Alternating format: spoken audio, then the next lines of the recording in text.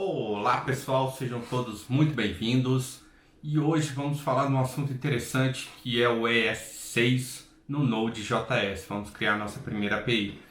Bom, não é uma coisa nova, ES6 no Node.js, mas é uma coisa nova não utilizar nenhum tipo de transpiler, nenhum tipo de transfigurador de código, ou seja, a gente vai criar direto ES6 e o Node.js vai ler direto ES6. Isso é uma coisa experimental, uma coisa nova no Node.js 13, então você vai ter que ter a última versão do Node.js rodando aí na tua máquina para que tudo isso funcione. Então vamos direto para o código para ver isso rodando. Vamos lá? Primeiro eu vou utilizar um projeto anterior que eu estava utilizando de front-end, que é uma tabela de usuário. Vou criar um back-end para esse projeto, tá legal? Vou começar aqui criando uma pasta no nosso Visual Studio. Vou chamar a pasta de Node User Table. Tá ótimo, tudo que eu fizer eu vou colocar aqui dentro. Então vamos entrar nessa pasta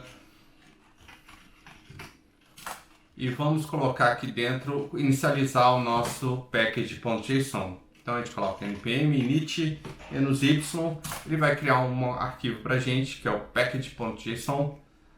E nesse package.json ele já coloca algumas coisas padrões aqui pra gente, que a gente colocou o -y. A gente vai precisar aqui, para que funcione o ES6, a gente precisa colocar só uma linha aqui, ó, type, 2 pontos, module. Pronto, a partir desse momento, aí ele vai começar a reconhecer aqueles imports e exports como módulos. E aí a gente já pode utilizar o ES6 lá, em vez de utilizar o require.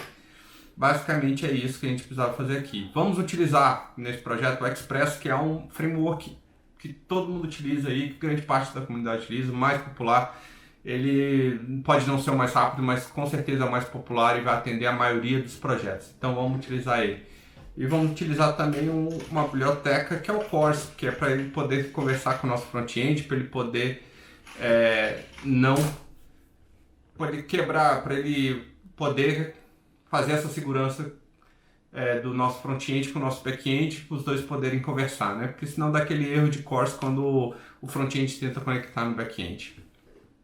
Beleza, vou instalar aqui também uma ferramenta para me ajudar no desenvolvimento, para poder, toda vez que eu alterar, compilar o código, não precisar ficar toda vez rodando o Node, né? Inicializando o aplicativo, a gente roda o Nodemon para desenvolvimento. Vamos aproveitar que a gente já está com isso aqui aberto, o package.json, vamos colocar aqui, ó, o script watch, que geralmente é esse tipo, né? Quando a gente muda qualquer arquivo, ele vai lá e recarrega nossa aplicação. app.js, vou falar que o meu diretório, o meu arquivo padrão para iniciar vai ser o app.js, aqui está pedindo uma vírgula, salvamos a vírgula, pronto, acabamos por aqui no package.json. Agora a gente vai criar a nossa classe server. Se você lembra, se você já trabalhou com Node, ou se você já com Express no caso, e você vai lembrar que você tinha que criar uma classe e ela tinha aquele bando de require no começo. Olha só como é que ela fica diferente aqui. Aqui começa a diferença. Vamos criar aqui um arquivo server.js. E aqui ó, a gente vai começar importando o Express.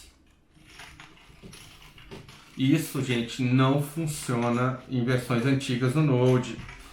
Precisa ser aquele require. Isso aqui só funciona no Node 13, ó. Só para vocês darem uma olhada. Node-E 13.7 eu estou utilizando aqui. Pega uma versão mais recente aí mesmo. E vamos importar também o course, que a gente vai utilizar ele também nesse projeto. From course. E aqui vamos inicializar a nossa classe server. E vamos lá, vamos começar com o constructor. Toda vez que essa classe foi inicializada, vamos inicializar uma variável chamada server, né, com o nosso express. Vamos lá, express. E quem chamar essa classe vai precisar executar alguma coisa dentro dela, né? Não vai precisar só instanciar. Podia ter colocado aqui dentro, mas vamos criar um método dentro do construtor, mas vamos criar um método run, que ela precisa chamar o run para inicializar o servidor. Assim, se quiser criar várias instâncias, né, vai chamando vários run, a gente pode passar a porta aqui depois a gente bola um negócio melhor, mas por enquanto isso é suficiente. Ó, vamos primeiro, lembra que tinha um monte de middleware de quem já trabalhou com Node? Vamos colocar uma função aqui para rodar os middlewares, né? Para a gente fazer o nosso código mais bonitinho. Vamos criar aqui, ó, a function middlewares.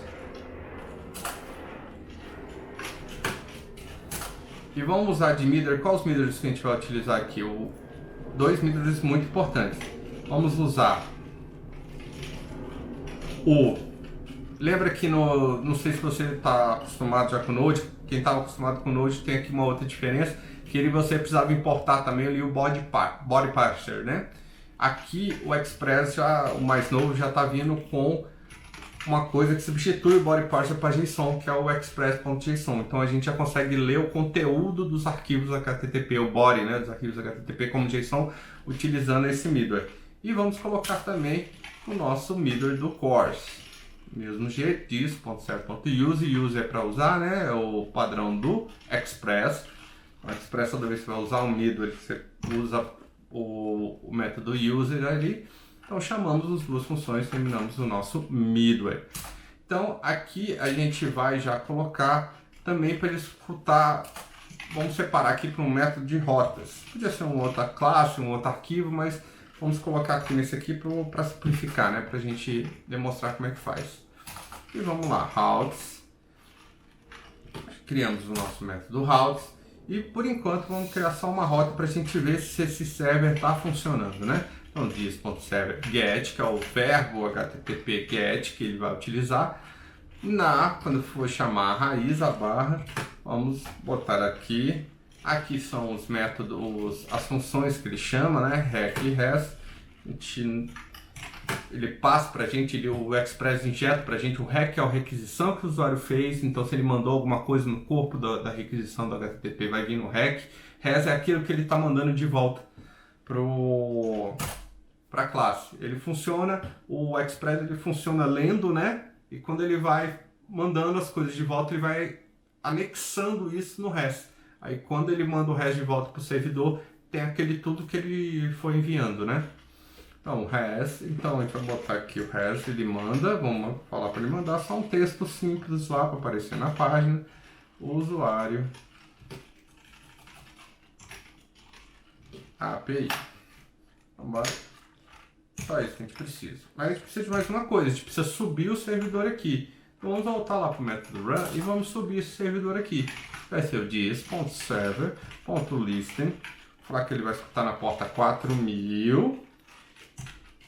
E a gente vai chamar aqui, só para ter certeza que ele subiu, vamos botar uma mensagem aqui no console, né? Que o server listen on 4000.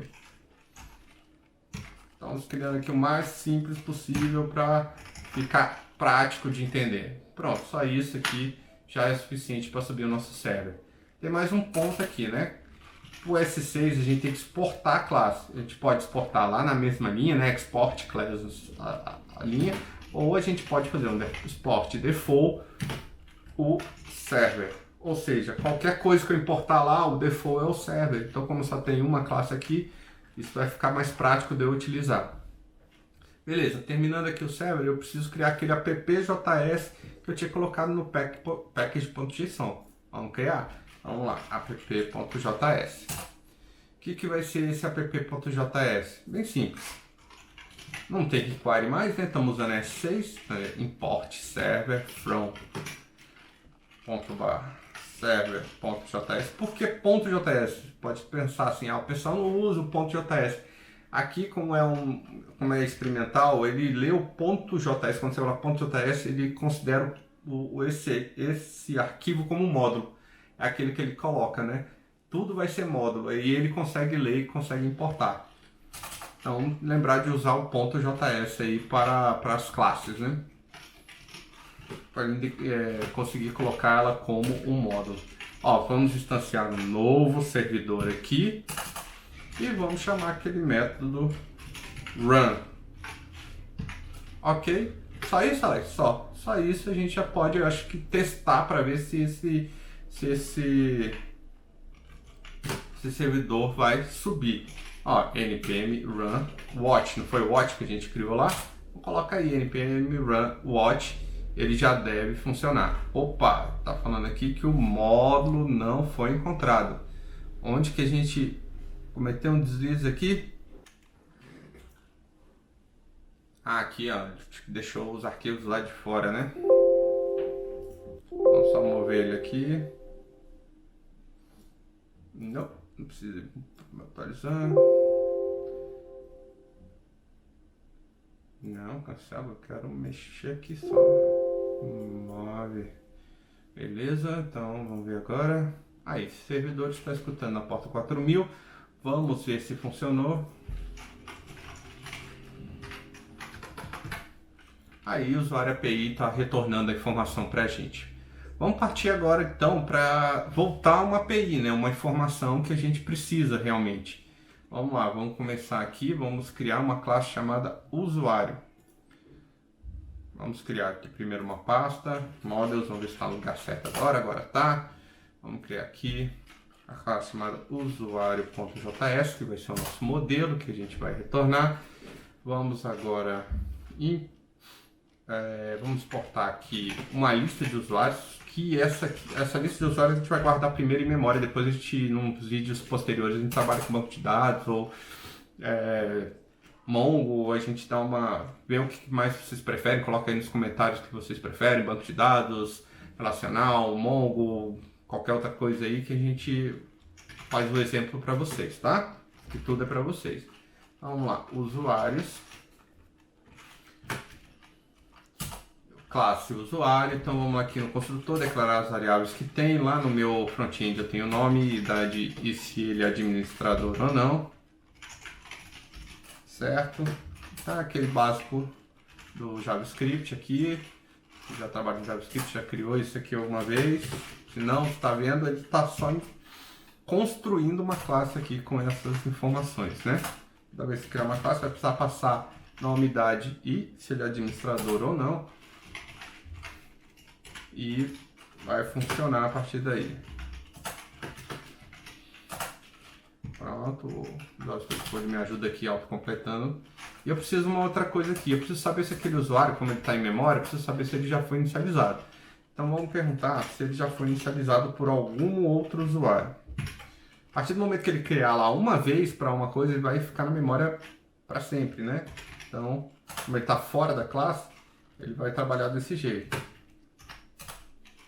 Então, e aqui eu inicializo ele vazio mesmo. Se ele tiver nulo, né, vazio ele como array, porque eu posso usar os métodos de array que já vem padrão no JavaScript. E aqui eu vou criar um método para adicionar nessa lista de usuários, no usuário. Esse vai ser bem simples, eu vou só usar aqui, ó, usuários.push, que é um array, né? E eu vou passar o quê? Diz, esse próprio usuário vai poder incluir aqui. E também vou criar um método aqui para retornar todos os usuários. Geralmente esses métodos são estáticos, mas para ficar mais simples aqui e não deixar vocês assim, o que é método estático ou não, quem conhece, cria já estático, que vocês já vai dar certo. Agora para quem está começando, estou criando da maneira mais simples aqui para vocês entenderem, tá legal? Terminamos, criamos a nossa classe, o que a gente faz sempre no final, exporta default usuário. E agora, os frameworks, né, a maioria do pessoal utiliza lá o padrão front controller. Vamos criar um controller também, né, um controller simples, sem uma classe ainda, que faça dependência injection, nada. Isso aí, se vocês quiserem, coloca aí nos comentários que a gente introduz um assunto mais avançado. Então vamos lá, controllers. Criamos agora a pasta controllers, vamos criar aqui um arquivo usuários controllers.js. O que vai ter nesses usuários controllers? Coisas para retornar para o front-end a lista de usuários. Mas que usuários se eu estou colocando ele em memória? Então vamos colocar no construtor desse controller para ele inicializar, criar uma lista aí de usuários padrão para retornar, né? Então vamos lá, import usuário from. Aí onde é que está esse usuário? Caiu um nível, ele está dentro de models ele tá dentro, ele já tá aqui, né? Usuário.js, esperar ele no módulo e vamos lá. Esse cara eu vou usar. Vamos lá, criando aqui a nossa classe.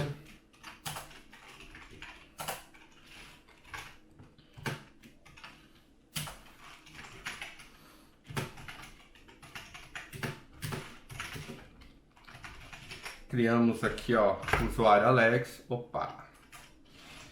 Criamos o usuário Alex, certo? O que a gente passa aqui? O nome, a idade e se ele é administrador ou não. Eu sou administrador, né? O que a gente faz? Chama o método para adicionar esse cara no lista de usuários. Vamos criar outros usuários aqui, como só para a gente ter uma lista legal. Vamos botar aqui a Carla. Carla, vamos te adicionar também na lista de usuários. E vamos criar mais um usuário aqui. Vamos chamar ele de Gustavo.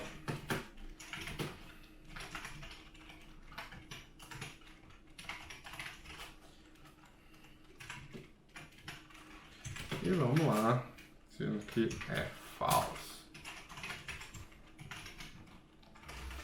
Pronto, adicionamos os três, já temos os três adicionados. Agora vamos criar um método aqui chamado index. Geralmente o nome desses métodos são meio que padrão para que o índice é o que retorna tudo, o store é o que grava. Tem umas convenções assim nos frameworks, eu vou usar as convenções que eu vejo na maioria dos frameworks, tá legal? Tem alguns que vão ser diferentes, mas esse aqui são os da maioria. Então aqui, vamos inicializar esse usuário. Lembra, isso aqui podia ser para quem é mais avançado aí, podia ser realmente estático, não precisaria inicializar, né? Se já existe lá, já está em memória, podia ser estático, que não teria problema. Mas para ficar mais fácil, toda vez eu estou criando uma nova classe aqui. E vou retornar, quando ele chamar esse método, eu vou retornar usuário.all. Então é aquele método que retorna todos os usuários lá da minha model. Viu como a regra de negócio ficou separado no controle na model? A model sabe o que é all, a model sabe o que é add. Aqui no controller eu só estou criando o usuário e retornando eles. Então fica mais simples de se trabalhar e dar manutenção nesse tipo de código. Por isso que eles criaram esses padrões. E vamos lá, export, sempre tem que ter no final, né, de nossas classes todas, usuários, controller, para a gente poder importar, tá vendo? Lembra aqui, ó, importei o usuário, então caso que tenha o export default usuário, eu posso importar como o nome que eu quiser aqui, eu coloco o mesmo nome como padrão para não ficar perdido, né, no meio do caminho. E o que a gente precisa fazer para isso retornar? Criar uma nova rota lá no nosso arquivo server para poder utilizar ele lá, para a API poder encontrar ele. Então vamos criar mais uma rota aqui, simples assim. Como eu criei o controller, não deixei ele de uma maneira que ele fosse inicializado automaticamente aqui, ainda não criei essa lógica, dá para criar, eu vou criar um new aqui também, como se fosse um novo controller, né? Vamos lá, const usuários controller igual a new usuários controller. Aqui, ó, o meu tem o auto import, né? Mas ele tem uma pegadinha aqui, porque quando ele importa automaticamente aqui, ele ainda importa sem o JS, né? Tem que ir lá e botar aqui a JS para falar que ele é módulo. E aí ele faz aqui, e a mesma coisa do de cima, dis.server.get, que é o método get, mas aqui vamos chamar de API usuários, vírgula, usuários controller ponto index. Alex, lá no usuários controller você colocou na função que ele tem que receber um REC e um REST. Aí você está mandando só o nome, não está abrindo parênteses nem nada. Sim, isso é a conversão do S6, se você ainda não sabe. Ele, quando faz isso, é a mesma coisa dele, quando você escreve assim, é a mesma coisa de você estar fazendo desse jeito, ó, REC e REST, criando uma função aqui, né? E chamando ele, passando o REC E o resto, como ele tem a mesma quantidade de variáveis aqui e lá, se você suprimir todo esse código aqui que você escreveu, ele vai simplesmente fazer a mesma coisa. Tá legal? Então é só isso. É só isso. Vamos testar para ver se está funcionando? Vamos lá? Então, ó, que era a nossa raiz, né? Vamos acessar a nossa API /usuários. Não conseguiu pegar dar um get nossa API /usuários. Bom, o que será que aconteceu? Vamos dar uma olhada? Vamos ver. Aqui, ó. Faltou a barra, né? Faltou uma barra faz toda a diferença. Então vamos aqui, vamos voltar aqui, vamos dar um F5, pronto, tá aí. Tá vendo? Ele me veio aqui, parsed aqui, porque eu tenho uma extensão aqui do JSON Formatter que ele me traz assim, né? O seu provavelmente vai vir desse jeito, tudo junto. Se você instalar aí o JSON Formatter, fica igual ao meu, fica mais fácil de visualizar as informações que estão vindo aí, né? Do back-end. Bom, e aí, fica assim? Como é que a gente usa isso? Bom, dá para utilizar esses programas todos. Agora vamos utilizar esse nosso back-end no front-end. Vamos alterar o código do front-end que eu tinha aqui. Se você não tem aí antes, nos vídeos anteriores tem como construir eles. E tem lá no meu GitHub.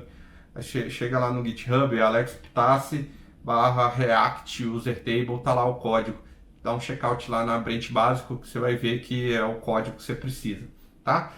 Aí vamos voltar aqui para o Visual Studio Code e vamos colocar aqui agora, ó, no cadastro usuário, você vai ver como é difícil chamar uma API no React, né?